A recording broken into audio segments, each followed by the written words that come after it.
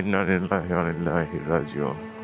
আউযু বিল্লাহি মিনাশ শাইতানির রাজিম। বিসমিল্লাহির রহমানির রহিম। আমাদের আমাদের ভোলা সদর উপজেলার হাজিরাটের কৃতি সন্তান সুমন পাটোয়ারি ইন্তেকাল করেছে। ইন্না লিল্লাহি ওয়া ইন্না ইলাইহি রাজিউন।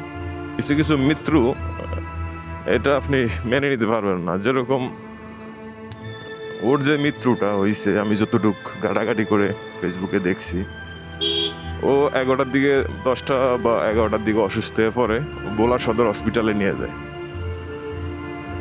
সেখানে রাত্র 2টা থেকে 3টায় কর্তব্যরত চিকিৎসক তাকে মৃত বলে ঘোষণা করে। এখন আপনি আসেন, ওই রাত্রে ওরে বরিশাল নেওয়ার কথা বলছিল, ওই রাত্রে কিভাবে বরিশাল নেবে? এইছে গাড়ি দাঁড়িয়ে গেছে। বরিশাল একটা জীবনকে আপনি সেভ করতে হলে বরিশাল নেওয়া লাগবে। ডাক্তার বলছে বরিশাল নিতে। এই যে সেতুর প্রয়োজনীয়তা, সেতুটা কি পরিমাণ যে ভোলার মানুষের জন্য প্রয়োজন, এটা আসলে আপনারা যারা ঢাকায় আছেন, ঢাকায় থেকে এটা উপলব্ধি করতে পারবেন না।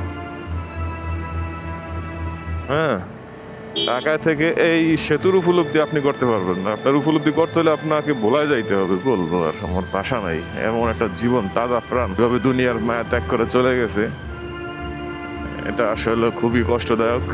আল্লাহ তাকে বেহেশত নসিব করুক।